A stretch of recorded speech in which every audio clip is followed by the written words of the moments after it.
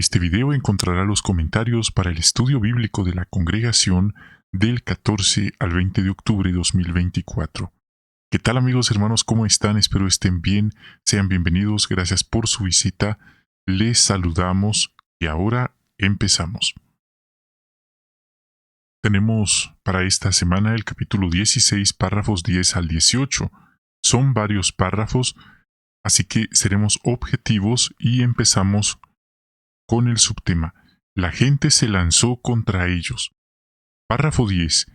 ¿Qué hicieron los demonios para tratar de detener a Pablo y sus compañeros? Respuesta. Hicieron todo lo posible por detener a Pablo y a quienes lo acompañaban. Por eso él dijo que es una lucha, no contra carne y sangre, sino contra potestades espirituales, en los lugares celestes. Otro comentario. Cierto día ellos visitaban un lugar de oración y dice que se encontraron a una joven sirvienta, pues en aquellos tiempos había esclavitud y era de lo más normal, pero ella tenía algo especial, pero no positivo. Ella estaba poseída por un demonio y dice que sus amos ganaban dinero fácil por medio de ella realizando predicciones. Esta muchacha, poseída e influenciada, se puso a seguir a Pablo y a gritar: «Estos hombres son esclavos del Dios Altísimo y les están predicando el camino de la salvación». Esto nos deja a nosotros pensando, pues no pensamos que esto solo pasaba en tiempos de Pablo, en tiempos de Jesucristo. Esto siempre ha pasado. Usted mira lo que las demás personas miran, aparentemente, una muchacha, una sirvienta, una esclava, pero Pablo, bajo la influencia también del Espíritu Santo, le fue revelado que esa mujer estaba poseída. ¿Cuántas personas nosotros encontramos en la calle, en la predicación, por allí, y son también poseídos? Son personas que aparentemente son normales, pero también son influenciados, andan cargando estos entes espirituales. Y nosotros tal vez sentimos alguna incomodidad, quizás sentimos como esa tensión acompaña a estas personas, quizás sentimos que no es allí donde debemos estar. Entonces es bueno estar atentos también y cuidarnos, sobre todo si estamos dirigiendo cursos bíblicos a personas que están influenciadas. No estamos diciendo que no hay que hacerlo, estamos diciendo que hay que tomar precauciones y no exponernos innecesariamente. 11. ¿Qué les pasó a Pablo y a Silas después de expulsar al mal espíritu de aquella muchacha? Esto se conoce como liberación espiritual. Bueno, ¿qué les pasó? En vez de darle las gracias, los amos de aquella muchacha se molestaron tanto porque perdieron su fuente de dinero fácil, su maquinita de hacer dinero. Se enojaron tanto que arrastraron a Pablo y a Silas hasta el mercado. Seguro que les pegaron, pero ¿para qué los arrastraron hasta allá? Porque ahí estaban cerca los jueces y ante ellos los acusaron falsamente que estaban perturbando la paz.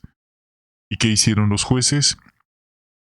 Le dieron inmediatamente seguimiento y ordenaron que fueran golpeados Pablo y Silas con varas. Ahora, aquí vemos una gran calumnia, una gran mentira, porque ellos no estaban perturbando la paz. Es más, ellos iban en su camino y fue esta muchacha la que se les atravesó para hostigarlos. Segundo, estos jueces no les preguntaron qué tenían ellos que decir en su defensa, simplemente sin verificar la información, sin escuchar la otra versión, los golpearon. Los golpearon injustamente. Tome nota de esto porque lo procedente era que ellos escucharan la otra versión. No solamente que de primas a primeras dijeran caso cerrado, golpéenlos y ya. Otro comentario. Tras esto, dice, acabaron con muchas heridas y no solo eso. Encima de todo lo que ya les había pasado, los llevaron a la prisión arrastrados. Y dice que estando en la prisión, fueron metidos en un calabozo oscuro. Y no solo eso, les sujetaron los pies en el cepo. Qué lamentable situación. Y los demás hermanos observando esta injusticia, este abuso. Recuerde, Pablo, según hemos visto, según se nos ha dicho, era un miembro del cuerpo gobernante, un cristiano ungido, pero él no estaba sentadito allá en Jerusalén dándole órdenes a los demás que se hicieran misioneros y que se fueran a predicar. Él estaba con ellos en el campo, predicando. Y mire lo que le pasó. Hay una historia de un hermano que cuenta que él también era miembro del cuerpo gobernante, el hermano Milton Henschel, y que ellos estaban en una asamblea y de repente un grupo de personas irrumpieron y el hermano fue agredido. Y eso está en su biografía por si usted lo desea leer. Así que esto dio un ejemplo a los hermanos también. Vamos ahora a ver el 12. ¿Cómo veían Pablo y sus compañeros la persecución y por qué? Bueno, ellos eran seres humanos, les dolía, por supuesto, todo lo que les hicieron fue una vergüenza pública, pero ellos recordaron las palabras de Jesús. Número 1, que ellos iban a afrontar persecución y maltrato. ¿Qué les dijo Jesús? Cuando eso sea así, salten de alegría, alégrense, regocíjense. Por eso Pablo dijo, me regocijo en insultos, me regocijo en las pruebas y en las persecuciones, porque eso significaba que Dios y su Espíritu Santo y Jesucristo estaban con ellos. Sabían que Jehová no estaba en contra de ellos, sino más bien era el adversario y era una guerra espiritual. Parte B. ¿Qué tácticas siguen usando contra nosotros el adversario y la gente que actúa bajo su influencia? Bueno, hoy se dicen mentiras maliciosas, calumnias contra nosotros de manera individual y, como se ha dicho en los últimos broadcastings, también se dicen mentiras y calumnias sobre los hermanos que dirigen la obra mundial, sobre los 12 que actualmente son del cuerpo gobernante, se dicen mentiras y calumnias de ellos. Así que si usted ha visto los broadcastings, usted ya sabe a qué me estoy refiriendo. Pero también, de manera personal, de manera individual, nosotros, usted, yo, podríamos ser víctimas de calumnias, de mentiras maliciosas. Y esto no vaya a pensar que solo le va a pasar allá afuera con las personas del mundo. Tristemente, Pablo también sufrió calumnias y mentiras de parte de algunos hermanos, y lo mismo puede ocurrirnos a nosotros hoy. A lo mejor alguien no está yendo a las reuniones, no sale a predicar, y lo primero que hacen es insinuar que está pecando, que está débil espiritualmente y que por eso ya no se congrega o ya no se le ve en la predicación. Y después averiguan y resulta que no era nada de eso, sino que el hermano o la hermana tenía COVID. Y por el COVID era que no podía apersonarse. Imagínese, en vez de visitarlo, en vez de ayudarlo, de animarlo, lo único que algunos hacen es levantar falsos. Qué triste. Pero eso no nos sorprende, le pasó a Pablo y no nos sorprende que nos pase a veces a nosotros también.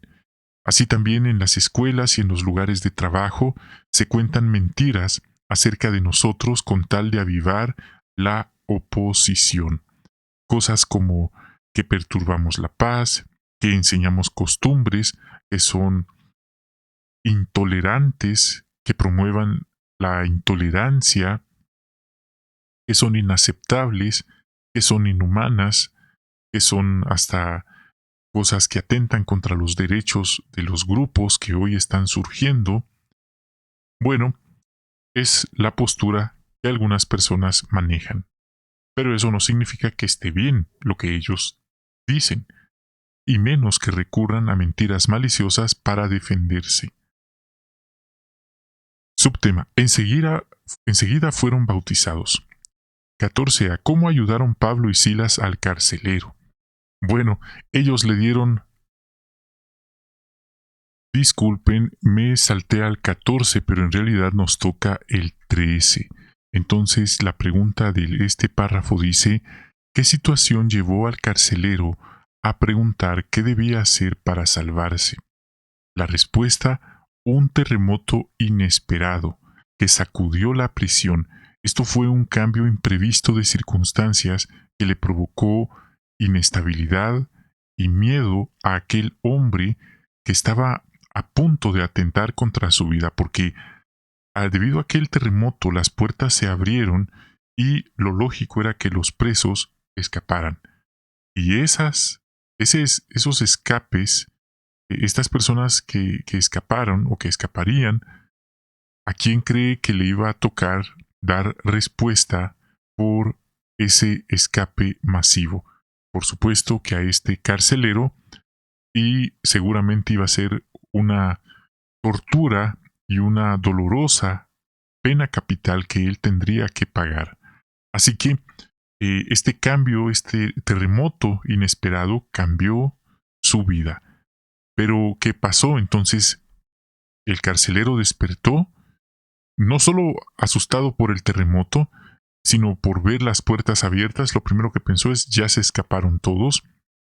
Sabía lo que le venía, y cuando estaba a punto, en el último momento, de atentar contra su humanidad, él escuchó a Pablo, quien le gritó: no te hagas daño, todos estamos aquí.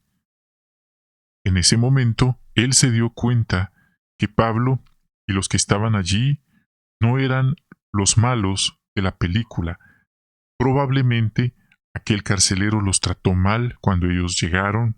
No pensemos que los trató con consideración y cariño y les dijo: aquí hay un cepo, te los voy a poner, con cuidado, ustedes están heridos. No, seguramente también ahí los agredieron, los trataron mal, pero ahora él estaba sorprendido, y en ese momento de desesperación, de ver cómo todo su mundo se derrumbaba frente a él, en un instante, angustiado, le preguntó a Pablo y a Silas: ¿qué tengo que hacer para salvarme? Esa es la pregunta. ¿Qué tengo que hacer para salvarme? ¿Qué le dijeron ellos? Cree en el Señor Jesucristo y serás salvo tú y tu casa. Párrafo 14 pregunta: ¿cómo ayudaron Pablo y Silas al carcelero? Ellos le dieron algo así como un curso bíblico intensivo. Pablo y Silas dice que le predicaron la palabra de Dios. Se concentraron tanto en enseñarle que tal vez hasta se les olvidó el dolor de las profundas heridas que tenían en la espalda. No solo era de enseñarle los mandamientos de Dios, sino el papel de Cristo en el propósito de Dios, el papel del Mesías prometido, quien acababa de venir. Y el carcelero se fijó en esas heridas y se puso a atenderlos, a limpiarles sus heridas. Parte B: qué bendición recibieron Pablo y Silas por aguantar la persecución sin perder la alegría. Ellos ganaron más hermanos y amigos verdaderos en la fe cristiana. Enseguida, aquel carcelero y todos los de su casa fueron bautizados. Vemos allí cómo la buena actitud se puso en evidencia. Ellos recibieron el conocimiento, creyeron, pusieron fe y se bautizaron. Qué interesante relato. No les dijo: ¿saben qué? Deben ir a la congregación, ahí les van a hacer unas preguntas para ver si llenan los requisitos y eventualmente les harán saber la respuesta. No era ese momento, debido a las circunstancias, el procedimiento correspondiente. Así que en el futuro y en otros lugares del mundo, las cosas y los procedimientos podrían cambiar debido a las circunstancias. 15a. ¿De qué manera han seguido muchos testigos el ejemplo de Pablo y Silas? Muchos hermanos en la actualidad han predicado el mensaje, estando encarcelados por su fe, y han tenido buenos resultados. Se han esforzado por tratar bien a los guardias, incluso a quienes han sido hostiles con ellos, y esto nos hace pensar en cómo personas en tiempos de guerra decían que preferían que fueran testigos, hermanas testigos y hermanos testigos quienes los atendieran, como por ejemplo afeitarlos, cuidar de su hogar como niñeras, porque sabían que un testigo iba a ser incapaz de hacerles alguna venganza o alguna trampa. Otro comentario, muchos se han bautizado en la prisión por el buen testimonio de hermanos encarcelados. Otro comentario, algunas personas también responden al mensaje después de sufrir un cambio de circunstancias en su vida. Parte B, ¿por qué debemos seguir visitando a las personas del territorio? Porque algunas personas sufren cambios de circunstancias, terremotos, como le pasó al carcelero, terremotos que sacuden su vida y se dan cuenta que la vida es incierta. Y hay personas que a veces intentan atentar contra su vida, y hay experiencias de hermanos que llegaron justo en el último momento, y así se salvaron vidas.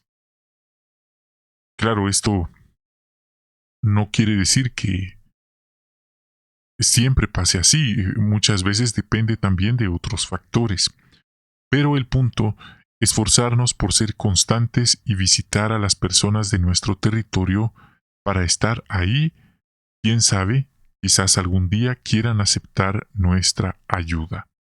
Esas personas que antes eran apáticas, que antes eran hostiles, maleducadas, quizás ahora, después de haber sufrido un revés, un momento difícil, quieran escucharnos.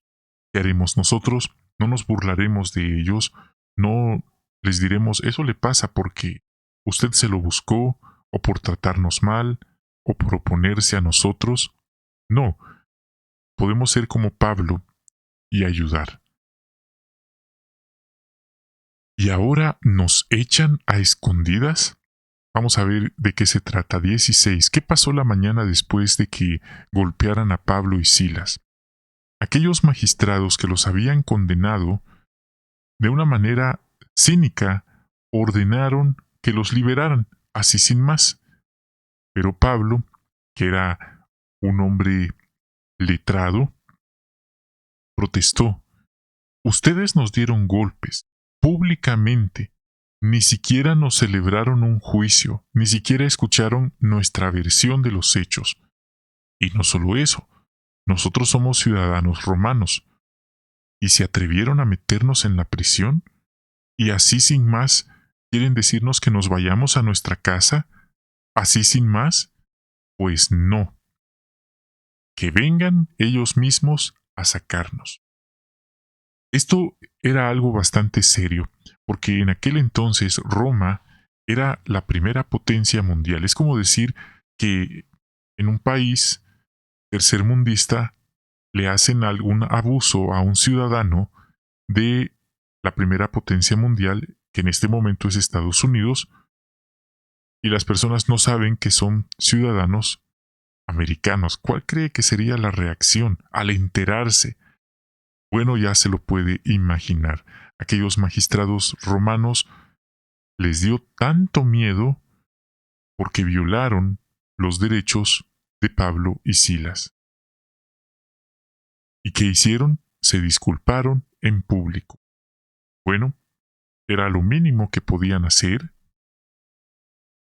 pero eso sentó un precedente.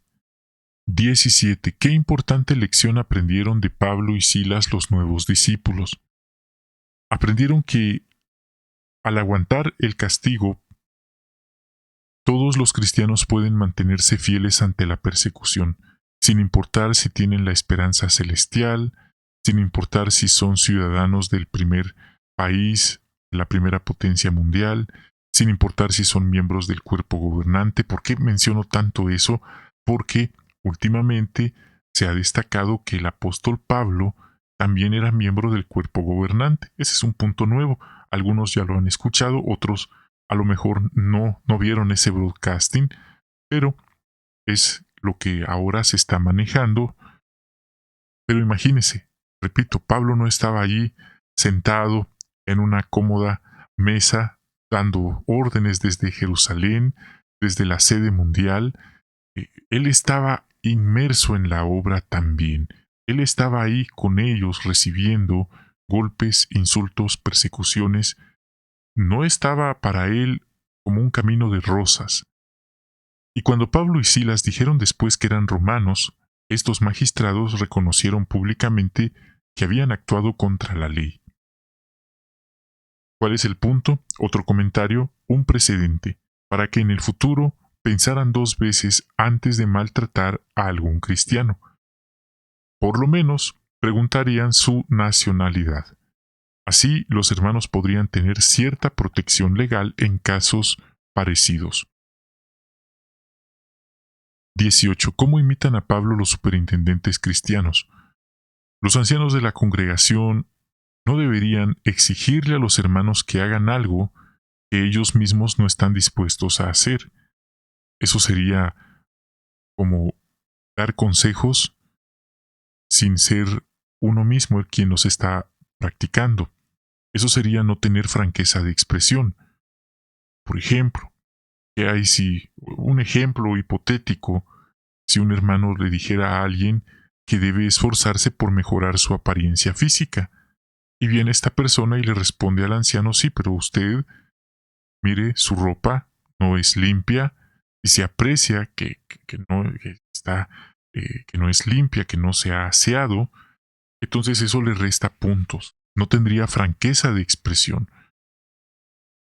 O si un anciano insiste que los hermanos deben predicar y el anciano no sale a predicar, el anciano insiste que hay que donar a la congregación, que hay que hacer donaciones monetarias, que hay que ayudar a los demás, y él no ayuda a nadie, él nunca dona a la congregación, porque algunos hermanos creen que por ser ancianos no tienen que donar a la congregación, solo recoger las donaciones. Eso es falso. Hasta los levitas en el templo donaban, con cuánta más razón.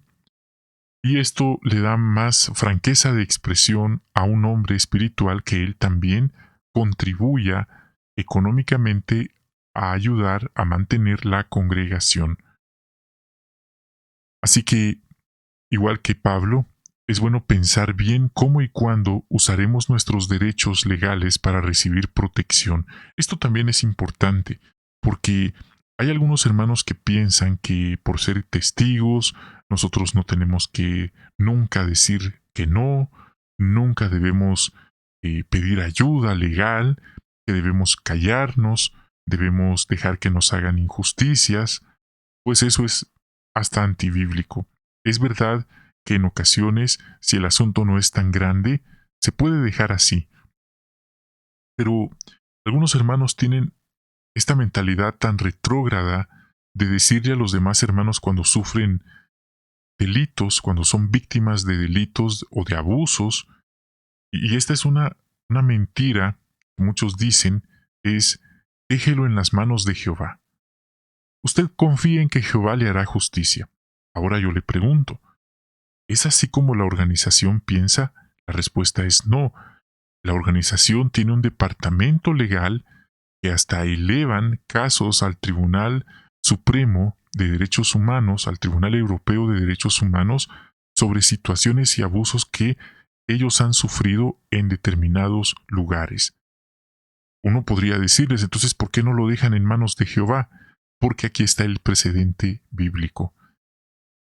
Repito, hay casos que realmente sí lo ameritan, pero si alguien me vio feo, tal vez no me quiso saludar, no vamos a armar una tormenta por un asunto tan pequeño. Pero si en la congregación ocurrió un abuso, jamás un anciano, y mucho menos un superintendente, debería insinuar a la víctima o a la familia de la víctima que no debería denunciar porque va a manchar el santo nombre de Jehová o el nombre de la congregación. Déjeme decirle que esos argumentos son completamente hasta diabólicos, hasta antibíblicos. La Biblia no promueve eso, Pablo no lo promovió y de hecho la organización da instrucciones a los ancianos que jamás deben persuadir a una hermana o hermano que ha sufrido algún delito o algún abuso de no pedir ayuda legal. Ahí está el punto. Pero a veces, como no leemos, como no sabemos nuestros derechos, otros pueden pasar encima de ellos, de estos derechos. Este es un asunto muy delicado. No es cualquier cosa, son realidades que en cualquier momento podrían ocurrirnos, podrían pasarnos. Y por supuesto que le voy a decir algo más, la Biblia dice, estamos hablando de principios bíblicos, la Biblia establece que Jehová detesta, abomina a cualquiera que defiende a un culpable, a cualquiera que declara inocente a un culpable. Y también dice que Jehová detesta a cualquiera que declara culpable a un inocente. Así que los ancianos tienen una seria responsabilidad de cómo actúan en la congregación.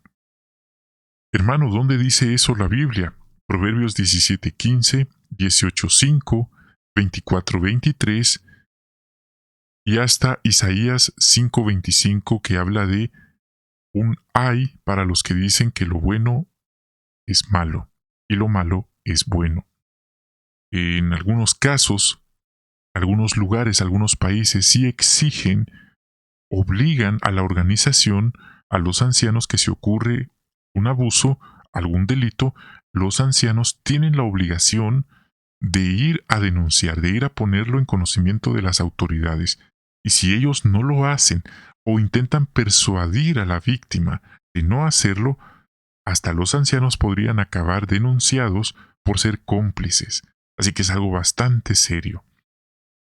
Nosotros podemos poner en alto el nombre de Jehová o podemos ponerlo por los suelos por querer hacer cosas que según nosotros están bien. Bueno, hermanos, todo esto sale por este tema de cómo pueden los ancianos imitar a Pablo. Es algo bastante serio. Esto he dado ejemplos específicos, ejemplos de la vida real, ejemplos de situaciones reales que han ocurrido. No son inventos, no son ocurrencias, cosas que hemos visto con nuestros ojos, no que nos las contaron. Así que es algo bastante serio. Esperamos que esta información les sea de ayuda y sobre todo que no les toque pasar una situación de estas. Parte B. ¿Cómo defendemos y establecemos legalmente las buenas noticias?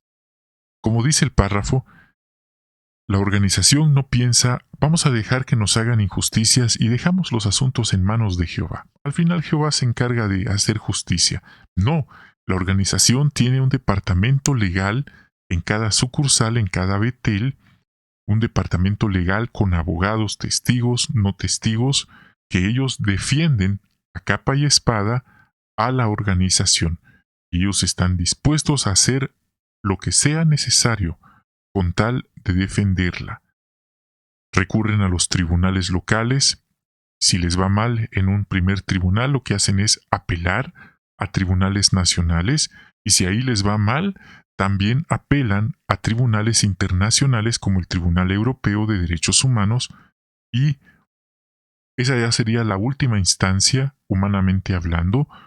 Puede hacer que ahí les vaya bien o puede hacer que ahí se cierre el caso. Dice aquí, no buscamos hacer reformas sociales. Queremos hacer lo que Pablo dijo, defender y establecer legalmente las buenas noticias. Entonces, es un tema bastante amplio, bastante delicado. No es solo de decir, nosotros estamos bien y el mundo está mal. También adentro podrían ocurrir situaciones como las que ya mencioné y quizás ahí hay un conflicto interno porque las políticas de la organización entran en conflicto con las leyes. Entonces, ahí es donde la cosa se complica y eso puede llevar a sugerencias de cambios de políticas y de procedimientos. Es algo bastante serio, bastante delicado, así que hasta aquí este video, hasta aquí lo vamos a dejar. Así que gracias por habernos acompañado en este resumen, en este análisis de la información para esta semana. Así que deseamos que tengan un magnífico día y encontrarnos muy pronto con una nueva transmisión.